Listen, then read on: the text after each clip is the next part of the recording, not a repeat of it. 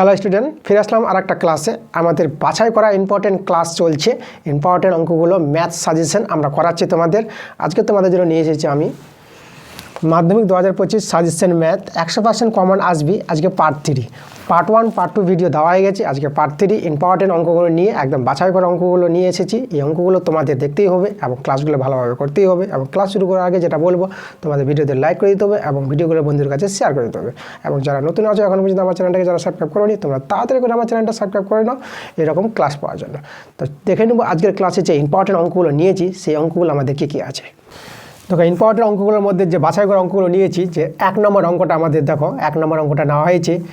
1 নম্বর অঙ্কটা নেওয়া হয়েছে আমাদের সরল সুদ থেকে নেওয়া হয়েছে। দেখো অঙ্কটা আছে আমাদের, কোনো নির্দিষ্ট অর্থ 20 বছরে 3 গুণ হলে সমপরিমাণ সরল সুদের হারে তা কত বছরে দ্বিগুণ হবে।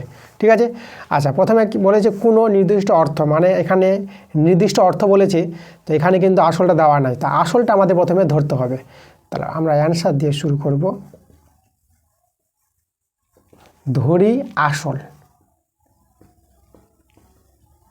আসলটাকে আমরা x টাকা ধরে নিলাম। আচ্ছা দেখো 20 বছরে 3 গুণ বলেছে, তাই তো? তাহলে সুদ আসলটা কত হবে? তাহলে এখানে আমরা সুদ আসল পেয়ে যাব। সুদ আসল যেহেতু 20 বছরে 3 গুণ বলেছে, তা আসলটা 3 গুণ হবে। তাহলে আসল যেহেতু x আছে, 3 গুণ কত হবে? 3x হয়ে যাবে। তাহলে আসল পেয়ে যাবো আমরা 3x টাকা। আচ্ছা আমরা দেখো আসল পেয়ে গেলাম, সুদ আসল পেয়ে গেলাম। তাহলে এই দুটো থেকে আমরা কি পেয়ে যাব? সুদ পেয়ে যাব। তাহলে আমরা অতএব সুদ পেয়ে যাব। সুদ কী করে পাবো? সুদ আসল থেকে যদি আমরা আসলটা বাদ দিই, তখনই আমরা সুদ পাবো এত টাকা। তাহলে দেখো তো সুদ পেয়ে গেলাম আমরা 2x টাকা পেয়ে গেলাম। তাহলে আমরা জানি এখানে একটা সূত্র, I সমান PTR/100। ঠিক আছে, তাহলে এখানে আমরা I এর মান বসিয়ে দেবো। I এর মান হচ্ছে আমাদের 2x, P এর মান হচ্ছে আসলটা x, আর সময়টি আমাদের কত বলেছে? 20 বছরে। আর সুদের হারটা আমরা এখান থেকে বের করব, আর হচ্ছে আমাদের সুদের হার। x কেটে দাও, এখানে একটা শূন্য কেটে দিলাম, এখানে 2 × 2, এই 2 কেটে গেল আমাদের। তাহলে দেখো তো এখান থেকে আমরা r এর মানটা কত পাচ্ছি? তাহলে r এর মানটা এখানে আমরা 10 × 10 10% পেয়ে গেলাম। এবার দেখো তো সমপরিমাণ সরল সুদের হারে, এই সরল সুদের হারে আমাদের বলে যে কত বছর দ্বিগুণ হবে সেই আসলটা, x টাকাটা কত বছর দ্বিগুণ হবে। তো আমরা ধরে নেব, তো আমরা লিখব ধরি। ঠিক আছে, কত বছর দ্বিগুণ হবে? ধরি y বছরে দ্বিগুণ হবে, y বছরে দ্বিগুণ হবে, এটা আমরা ধরে নিলাম। তাহলে y বছরে দ্বিগুণ হবে বলতে, তার অতএব আমরা সুদ আসলটা কত পাবো? সুদ আসল দেখো দ্বিগুণ বলেছে, তার সুদ আসল হবে 2x টাকা। ঠিক আছে, ওই আসলেরই 2x টাকা হবে। তাহলে এখান থেকে আমরা আবার সুদ পেয়ে যাব। সুদ আসল থেকে আমরা কাকে বাদ দেবো? আমরা আসলটা বাদ দিয়ে দেবো। তাই দেখো তো আমরা সুদটা পেয়ে গেলাম x টাকা। তাহলে আবার আমরা সূত্র লাগাবো, সরল সুদের সূত্র I সমান PTR/100। এখানে I সুদ যেটা বের করলাম, এখানে x টাকা, আসলটা আমাদের x আছে, আর এখানে সময়টা আমরা y ধরেছি, এই y এর মানটা বের হবে। আর r এর মানটা আমরা বের করে রেখেছি 10%, 10/100। x কেটে গেলো, এদিকে 1 থেকে গেল, এখানে একটা শূন্য কেটে দিলাম। তাহলে দেখো আমরা পেয়ে গেছি y এর মানটা, বা y সমান 10 × 10। দেখো 10 বছরে কিন্তু দ্বিগুণ হবে। তাহলে অতএব লিখে দেবো আমরা কত বছরে? আমরা লিখবো যে 10 বছরে দ্বিগুণ হবে, দ্বিগুণ হবে। আমরা অ্যান্সার পেয়ে গেলাম, অ্যান্সারটা আমাদের 10 বছর। এবার 2 নম্বর দেখো, বাছাই করা ইম্পর্টেন্ট অঙ্ক আমরা 2 এর অঙ্কটা নিয়েছি। দেখো অঙ্কটা আছে, যদি cos a - b = √3/2 এবং cos a + b = 1/2 হয়, তবে a এবং b এ উভয়ের ক্ষুদ্রতম ধনাত্মক মান নির্ণয় করো। a এবং b এর মান বের করতে বলেছে এই দুটো সমীকরণ থেকে। তাহলে আমরা প্রথমে কি করব? দেখো আমরা এখানে দেখো cos a - b আছে সমান √3/2। দেখো √3/2 cos দিয়ে লিখবো মানটা। cos কত ডিগ্রির মান √3/2 হয়? তোমাদের জানতে হবে cos 30 ডিগ্রির মানটা হয় √3/2। তাহলে এখানে আমরা লিখবো cos 30 ডিগ্রি। ওকে, তাহলে এবার দেখো উভয় দিকে যদি আমরা cos ভ্যানিশ করে দিই, তাহলে a - b পেয়ে যাবা 30 ডিগ্রি। এবার এইদিকে দেখো cos a + b আমরা রেখে দিলাম, কস এ প্লাস বি, আর এখানে 1/2 কস কত ডিগ্রির মান, কস 60 ডিগ্রির মান, তাহলে আমরা লিখব কস 60 ডিগ্রি। তাহলে এখানে এ প্লাস বি সমান সমান 60 ডিগ্রি পেয়ে গেলাম। এখন এই দুটো সমীকরণ থেকে আমরা এ এবং বি এর মানটা পেয়ে যাব। ধনাত্মক সূক্ষ্মকোণ বলেছে, ধনাত্মক সূক্ষ্মকোণের মান বেরোবে। তা দেখো তো আমরা কী করব, এই যে এর নিচে আমরা এই সমীকরণটা লিখে দিলাম, ঠিক আছে। আচ্ছা, এটাকে যদি আমরা 1 নং নাম দিয়ে রেখে দিই তাহলে আমাদের কাজে লাগবে। এখানে দেখো বি কেটে গেল, তাহলে 2a সমান সমান এটা যোগ করলে কত হবে 90 ডিগ্রি, 2 দিয়ে কাটাকাটি করলে আমরা পেয়ে যাবো 45 ডিগ্রি। তাহলে এর মান পেয়ে গেলাম 45 ডিগ্রি। এবার যদি আমরা বলি 1 থেকে 1 নংয়ে আমরা এর জায়গায় 45 ডিগ্রি বসিয়ে দেবো, তাহলে বি এর মানটা পেয়ে যাবো। তাহলে 60 ডিগ্রি মাইনাস হয়ে যাবে, দেখো যদি এটা ওদিকে চলে যাবে কোনটা 45 ডিগ্রিটা, তাহলে এখানে বিয়োগ হয়ে যাবে 45 ডিগ্রি। তাহলে আমরা বি এর মানটা কত পেয়ে গেলাম, বি এর মানটা পেয়ে গেলাম আমরা 15 ডিগ্রি। বাস এটাই আমাদের অ্যান্সার। এ এবং বি এর মান বের করতে বলেছিল, তাহলে আমরা অতএব লিখবো এ এর মান আমরা পেয়ে গেলাম কত 45 ডিগ্রি এবং বি এর মান পেয়ে গেলাম 15 ডিগ্রি, ঠিক আছে। এটাই আমাদের অ্যান্সার। এবার 3 নম্বর দেখো, বাছাই করে আমরা ইম্পর্টেন্ট অঙ্কটা নিয়েছি। 3 নম্বর অঙ্কটা, এই অঙ্কটা আছে আমাদের চক্রবর্তী সুদ থেকে আছে, তাই না। তো চক্রবর্তী সুদের আমরা ইম্পর্টেন্ট অঙ্কটা দেখে নেব কী আছে 3 নম্বর অঙ্কটা। তাহলে দেখো, বার্ষিক নির্দিষ্ট শতকরা চক্রবৃদ্ধি হার সুদের কিছু টাকা n বছরে দ্বিগুণ হলে কত বছরে 8 গুণ হবে, এটা আমাদের বের করতে বলেছে। তাহলে এখানে দেখো কিছু টাকা বলেছে, আসল দেওয়া নাই। তাহলে কিছু টাকা বলতে আসলটা আমাদের ধরে নিতে হবে। তাহলে আমরা অ্যান্সার দিয়ে শুরু করব। আমরা লিখব ধরি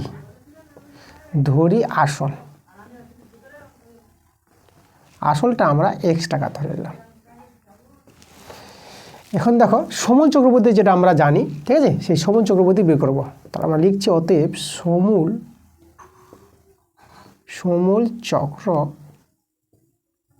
চক্রবৃদ্ধি।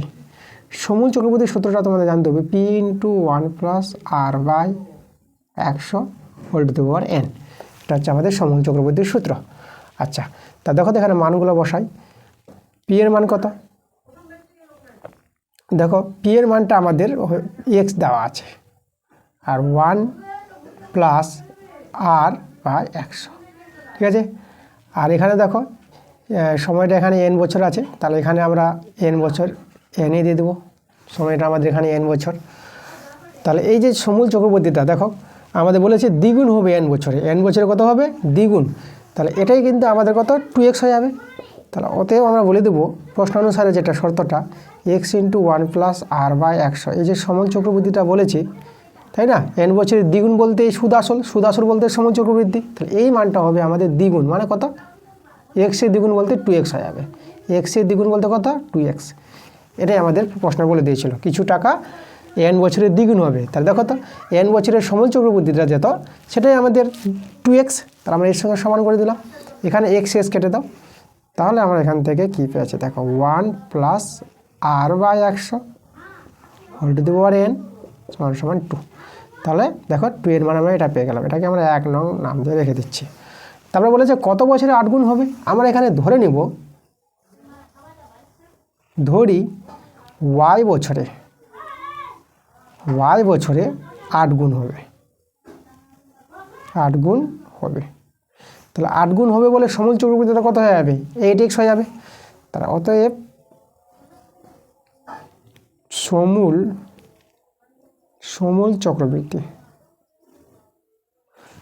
চক্রবৃদ্ধি কত হবে আমাদের 8x হয়ে যাবে, ঠিক আছে। আর সমূল চক্রবৃদ্ধির সূত্র আমাদের জানা আছে। সমূল চক্রবৃদ্ধির সূত্র কি, সমূল চক্রবৃদ্ধির সূত্র তোমাদের জানতে হবে p × 1 + r/100, ঠিক আছে n, এটা হচ্ছে আমাদের 8x। আচ্ছা, এখানে সময়টা আমরা y বছর ধরে নিয়েছি, তাহলে সময়ের জায়গায় আমরা y বসিয়ে দেবো, এই যে y। তাহলে p এর মানটা বসিয়ে দেবো, pটা হচ্ছে আমাদের কত আসলটা x 1 + r/100, আর এখানে পাওয়ারটা y, আর এখানে আছে 8x। x কেটে দাও, তাহলে বা 1 + r/100 whole to the power y, 8টাকে আমরা 2 এর কিউব করে দিলাম, ঠিক আছে, বা 1 + r/100 whole to the power y। আর এখানে দেখো তো এই যে 2 এর মানটা আমরা বের করে রেখেছি 1 নংয়ে, 2 এর জায়গায় 2 এর মানটা বসিয়ে দেবো। তাহলে 2 এর মানটা আছে 1 প্লাস r/100। তারপর এখানে পাওয়ার n আছে আর এখানে পাওয়ার 3 আছে, তাহলে n আর 3 কী হবে, গুণ হয়ে যাবে। তাহলে এখানে তোমরা 3n গুণ করে 3n লিখতে পারবা। ওকে, পাওয়ারটা আমাদের 3n হয়ে গেল। এখানে দেখো, এখানে তোমাদের মূল সংখ্যা সমান দেখতে পাচ্ছ উভয় দিকে, তাহলে মূল সংখ্যা সমান হলে পাওয়ার সমান হয়, তাহলে এখানে তোমরা y সমান সমান লিখতে পারবা 3n। তাহলে y এর মানটা পেয়ে গেলাম, 3n পেয়ে গেলাম। yটা আমরা সময় ধরেছিলাম, তাহলে কত বছরে 8 গুণ হবে, তাহলে আমরা লিখে দেবো অতএব 3n বছরে 3n বছরে 8 গুণ হবে। এটাই আমাদের আনসার। এবার দেখো 4 নম্বর অঙ্কটা নেওয়া হয়েছে, এটা জ্যামিতি থেকে নিয়েছি আমরা, ইম্পর্টেন্ট বাছাই করা অঙ্ক নিয়েছি। তো 4 অঙ্কটা দেখো, এখানে দেওয়া আছে ত্রিভুজ এবিসি এর এ কোণ সমান সমান 90 ডিগ্রি এবং এডি লম্ব বিসি, এসি সমান সমান 15 সেমি, এবি সমান সমান 20 সেমি আর বিসি সমান সমান 25 সেমি যদি হয়, তাহলে এডির মান কত হবে। আচ্ছা, এখানে আমাদের এবিসিটা কিন্তু সমকোণী ত্রিভুজ বলেছে, তাহলে আমরা সমকোণী ত্রিভুজ একে প্রশ্নটা ভালো করে বুঝবো। তাহলে আমরা এখানে অ্যান্সার দিয়ে দিলাম, একটা সমকোণী ত্রিভুজ তৈরি করছি। দেখো, এই যে আমাদের একটা সমকোণী ত্রিভুজ, এখানে আমাদের এ কোণ 90 ডিগ্রি বলেছে, এটা এ নিয়ে নিলাম, এটা বি নিলাম, এ বি, এটা সি নিয়ে নিলাম। এবার আমাদের বলেছে এডি লম্ব বিসি, তাহলে বিসির পর এডি লম্ব আছে, তো এভাবে আমরা একটা লম্ব তৈরি করে দিলাম। তাহলে এই কোণগুলো আমাদের কি 90 ডিগ্রি। তাহলে এখানে আমরা বলবো যেহেতু, দেখো যেহেতু এডি লম্ব বিসি, তাহলে এখান থেকে আমরা দেখো তো আমরা এই কোণটা আমরা অতএব বলবো কোণ, এই যে কোণটা, এই কোণটা 90 ডিগ্রি বলে দেবো। আমরা এডিবি কোণটা নিব, এডিবি, এটা আমরা কত পেয়ে যাবো, আমরা পেয়ে যাবো 90 ডিগ্রি পেয়ে যাবো। আচ্ছা, তাহলে এখন দেখো আমরা দুটো ত্রিভুজকে সদৃশ্য দেখাবো, বড় ত্রিভুজটা আর এই ছোট ত্রিভুজটা। আমরা দুটো ত্রিভুজ তুলে নিচ্ছি, ত্রিভুজ এবিসি ও ত্রিভুজ এবিডি, ঠিক আছে। বড় ত্রিভুজ নিলাম আর এই ছোট ত্রিভুজ নিলাম। এই দুটো ত্রিভুজকে সদৃশ্য দেখাতে গেলে আমাদের দুটো শর্ত সমান দেখাতে হবে। 1 নম্বর শর্ত দেখো, আমরা বলে দিতে পারবো সমকোণ দুটো। দেখো, বড় ত্রিভুজের বিএসি কোণটা 90 ডিগ্রি আছে, বিএসি এটা 90 ডিগ্রি, আর ছোট ত্রিভুজের এই কোণটা মানে এটা হচ্ছে এডিবি কোণটা, কোণ এডিবি, এই কোণটাও 90 ডিগ্রি, দুটোই সমকোণ। 1 নম্বর শর্ত হয়ে গেল। 2 নম্বর শর্ত, দেখো বড় ত্রিভুজের বি কোণটা আর ছোট ত্রিভুজের বি কোণটা, তাহলে বি কোণটা হয়ে গেল আমাদের সাধারণ কোণ, তো আমরা লিখবো বি কোণ সমান সমান বি কোণ। দেখো, দুটো শর্ত আমরা সমান দেখালাম দুটো ত্রিভুজ থেকে। এখন এই দুটো ত্রিভুজকে আমরা কী বলতে পারবো, সদৃশ্য। ত্রিভুজ এ বি সি সদৃশ্য চিহ্ন এভাবে দিবা তোমরা, ত্রিভুজ এ বি ডি, এই দুটো ত্রিভুজ সদৃশ্য পেয়ে গেলাম। এখন তোমাদের জানতে হবে, দেখো সদৃশ্য ত্রিভুজের যে ধর্ম আছে, অনুরূপ বাহুগুলি অনুপাত সমান হয় সদৃশ্য ত্রিভুজের। তো অনুরূপ বাহু দেখো, আমরা বড় ত্রিভুজটার এই যে অতিভুজ বাই ভূমি করছি আমরা, ঠিক আছে, খেয়াল করবো, অতিভুজ বাই ভূমি, অতিভুজ বিসি আর ভূমিটা আমরা এসি নিলাম।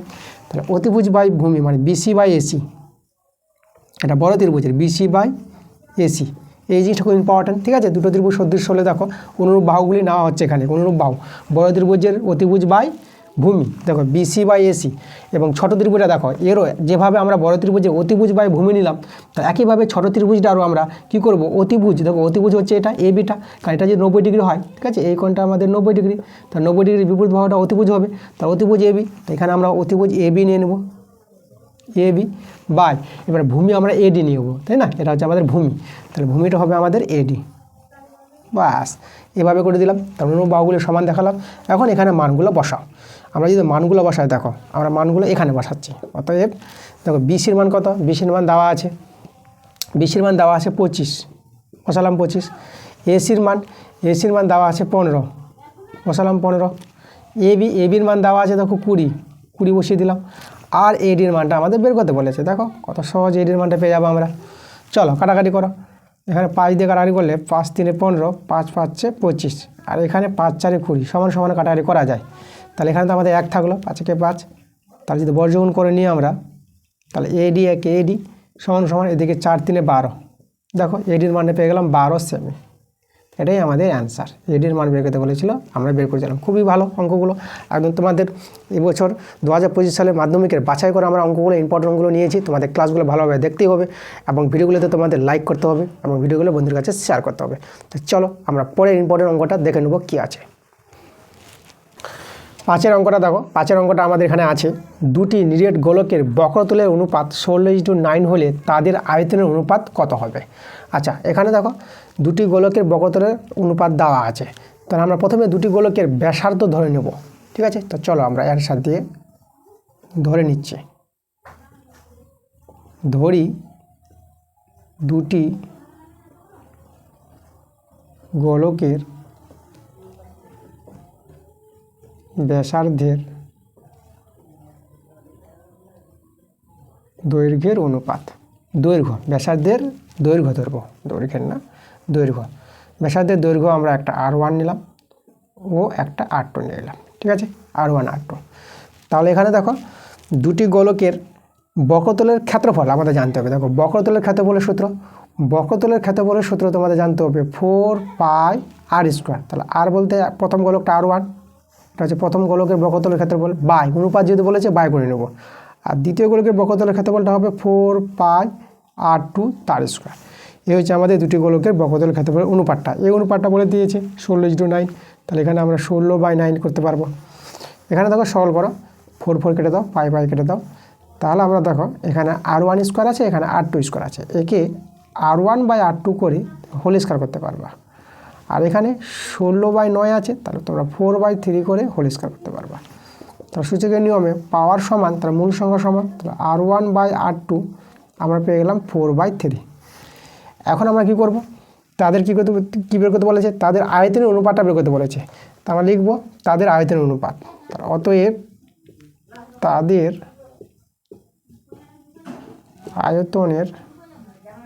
আয়তনের অনুপাত। দেখো আয়তনের অনুপাতটা আমাদের জানতে হবে। আয়তন, তাহলে গোলকের আয়তন দেখো 4/3πr³। তাহলে প্রথম গোলক হচ্ছে R1, তার 4/3πr1³, এটা হচ্ছে প্রথম গোলকের আয়তন বাই, এবার দ্বিতীয় গোলকের আয়তন 4/3πr² তার কিউব, এটা হচ্ছে দ্বিতীয় গোলকের আয়তন। এই যে অনুপাতটা, এরই মান আমাদের বের করতে বলেছে। তাহলে চলো আমরা সরল করে মানটা বের করে নিই। এখানে দেখো এটা কেটে যাচ্ছে, এটা কেটে যাচ্ছে, তার মধ্যে R1³ আছে, এটাকে আমরা লিখে দেবো R1/R2 তার হোল কিউব। দেখো R1/R2 মানটা আমরা বের করে রেখেছি, এখানে বসিয়ে দাও 4/3 তার হোল কিউব। দেখো 4-এর কিউব তোমরা ভাঙাবা 64 পাবা, 3টা 4 গুণ করলে 64, আর 3-এর কিউব পেয়ে যাবা 27। তাহলে দেখো তো এটাকে আমরা যে অনুপাতে করে নিই, তাহলে আমরা পেয়ে যাবো 64:27। কত পেয়ে যাবো, একটু ভালো করে লিখি আমরা পেয়ে যাবো 64:27 পেয়ে যাবো। তা এটাই আমাদের অ্যান্সার। এই যে তাহলে তাদের যে আয়তনটা, মানে দুটি গোলকের আয়তন অনুপাত করে পেয়ে গেলাম 64:27, আমরা অ্যান্সার পেয়ে গেছি। এবার 6-এর অঙ্কটা আমরা নিয়েছি। এখানে অঙ্কটা আছে, একটি ত্রিভুজে 3টি বাহুর দৈর্ঘ্যের অনুপাত 3:4:5 হলে ত্রিভুজটি সর্বদা সমকোণী ত্রিভুজ হবে। আচ্ছা, আমাদের সমকোণী ত্রিভুজ দেখাতে বলেছে। তাহলে সমকোণী ত্রিভুজ দেখাতে গেলে আমাদের যেহেতু সমকোণী ত্রিভুজের ধর্ম অতিভুজ স্কোয়ার সমান ভূমি স্কোয়ার প্রায় লম্ব স্কোয়ার, এটা যদি আমরা দেখাতে পারি তখনই আমরা বলবো হ্যাঁ ত্রিভুজটি সমকোণী ত্রিভুজ। তাহলে 3টি বাহুর দৈর্ঘ্যের অনুপাত যখন দেওয়া আছে, বাহুগুলি আমরা ধরে নিচ্ছি। তাহলে আমরা অ্যান্সার দিয়ে শুরু করব। আমরা লিখব ধরি, ঠিক আছে, ত্রিভুজের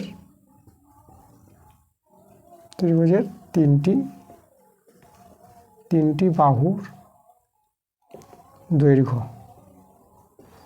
আমরা দেখো 3 থেকে আমরা 3x ধরে নেব, 4 থেকে 4x ধরে নেব, আর 5 থেকে 5x ধরে নেব। ঠিক আছে, এভাবে আমরা বাহু দৈর্ঘ্যগুলো ধরে নিলাম। তাহলে এখানে দেখো সমকোণ ত্রিভুজ যদি হয়, তাহলে আমাদের কি হয়, বড়টা অতিভুজ আর বাকিগুলো ভূমি লম্ব যে করে নিতে পারবো।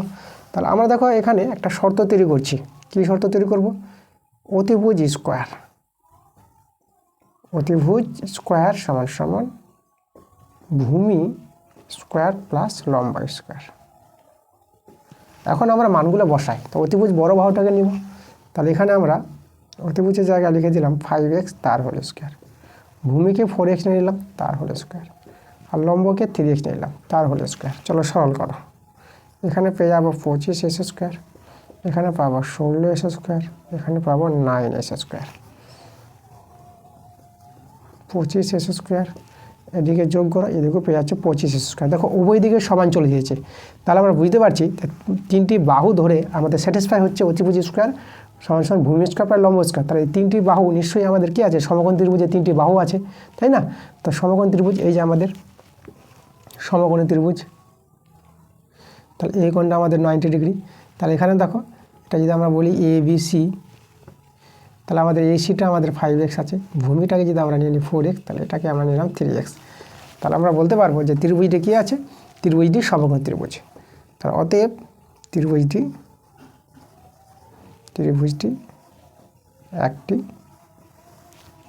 একটি সমকোণী ত্রিভুজ। সমকোণী ত্রিভুজ, এটাই আমাদের জানতে চেয়েছিল, পেয়ে গেলাম আমরা অ্যান্সারটা। 7 অঙ্কটা দেখো, আমাদের অঙ্কটা আছে বার্ষিক A/5% সরল সুদের হারে A² টাকা A/3 বছরের সুদ A³/60 হলে এর মান নির্ণয় করা। সরল সুদের অঙ্ক দেওয়া আছে অঙ্কটা।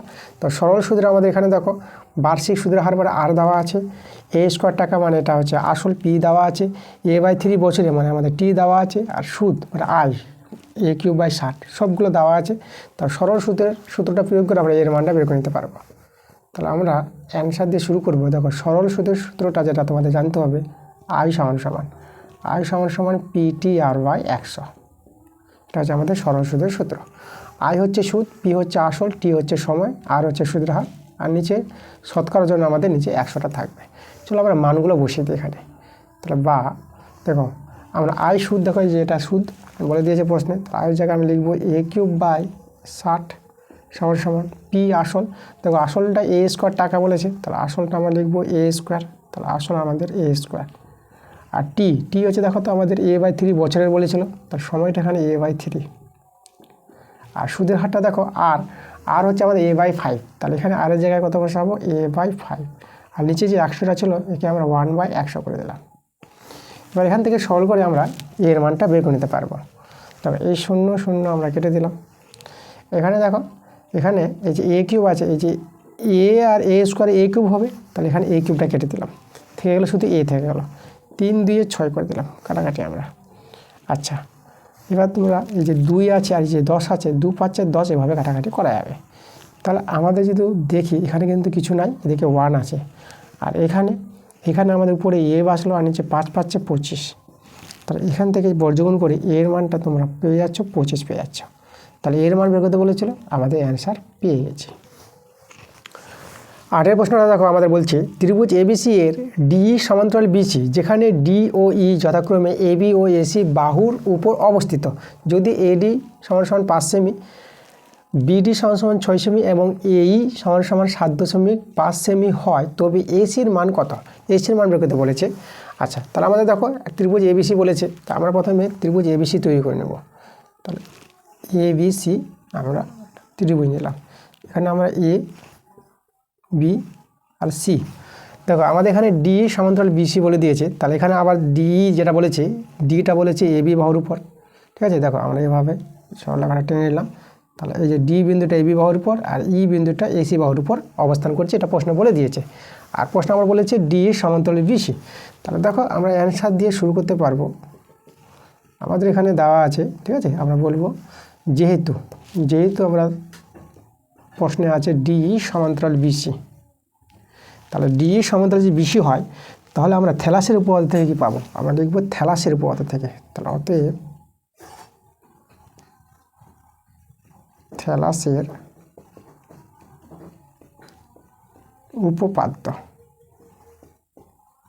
উপপাদ্য থেকে পাই।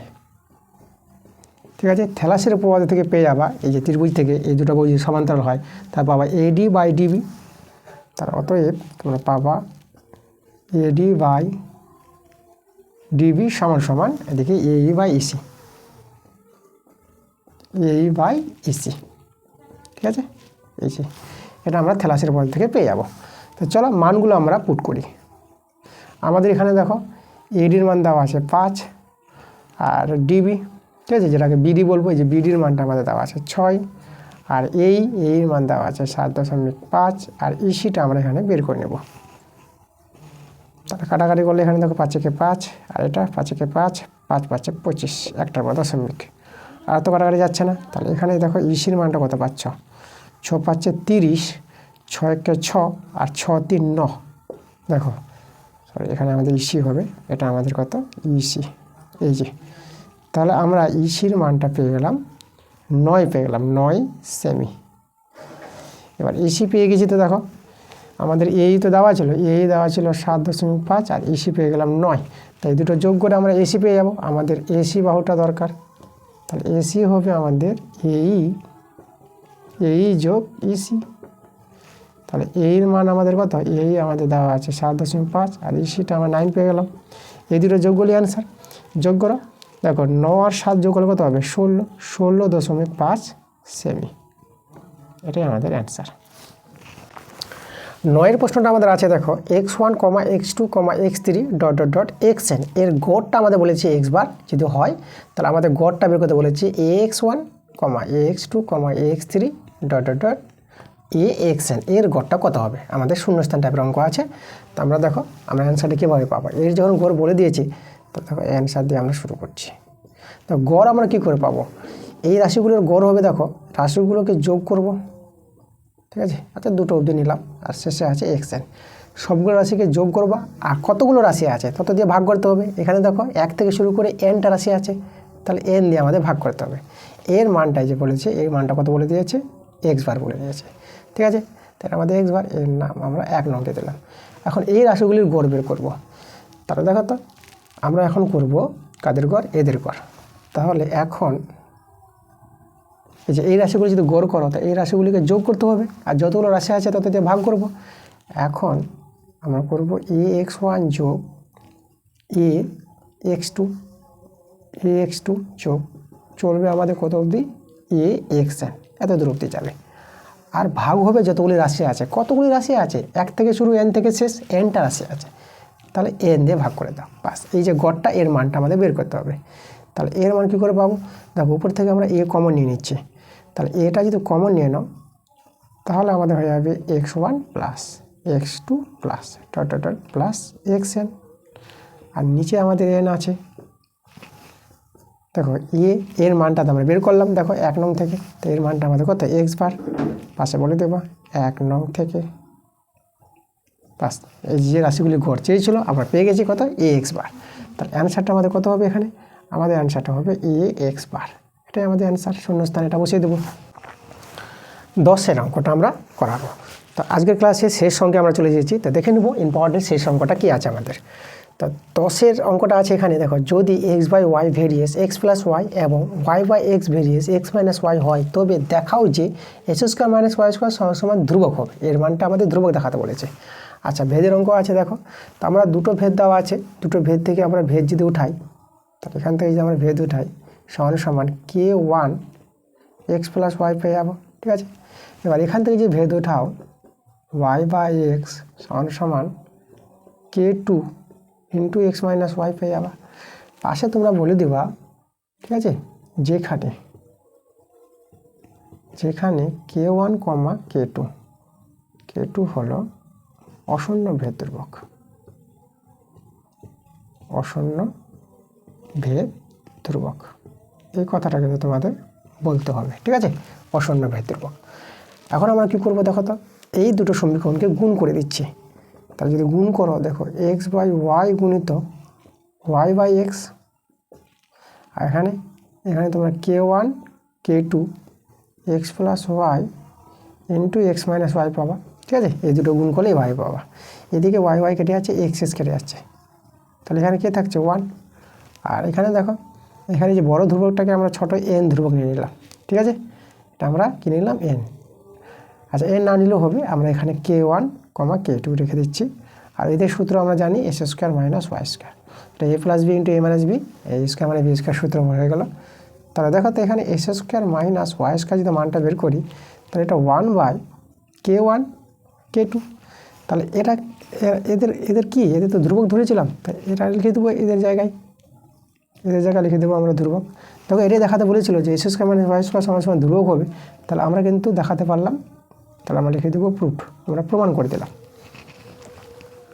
তো এই ছিল আমাদের আজকের ক্লাসে বাছাই করা ইম্পর্টেন্ট অঙ্কগুলো। তোমাদের 2025 সালে বাছাই করা অঙ্কগুলো নিচ্ছি মাধ্যমিকের জন্য। তো ম্যাথ কোশ্চেনগুলো ইম্পর্টেন্ট হতে চলেছে তোমাদের এই ক্লাসগুলো। আমরা আজকে পার্ট 3 দেখালাম, পার্ট 1 পার্ট 2 দেওয়া হয়ে গেছে, ঠিক আছে, কোনো অসুবিধা নাই। তাহলে পার্ট 4 আবার তোমাদের ভিডিও আসবে, তাহলে পার্ট 4টা আমি নিয়ে আসবো তাড়াতাড়ি করে। তো তোমরা ক্লাসগুলো মন দিয়ে দেখতে থাকো এবং তোমরা সবাই ভালো থাকো। দেখা হচ্ছে তোমাদের সঙ্গে আবার নেক্সট ভিডিওতে।